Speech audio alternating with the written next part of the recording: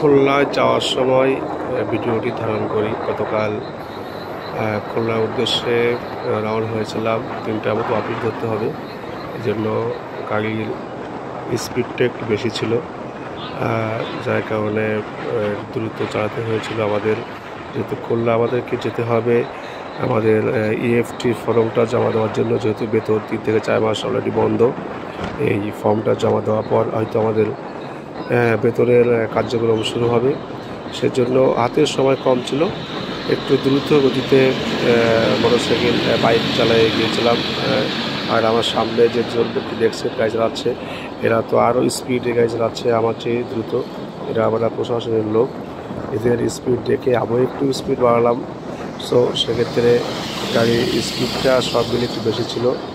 যা হোক, আল্লাহর রহমতে নিরাপদে আমরা খুলনাতে পৌঁছে গেছিলাম। সময়ের মধ্যে কাজ শেষ করে আমরা সঙ্গে সঙ্গে ব্যাক করছিলাম। আসসালামু আলাইকুম।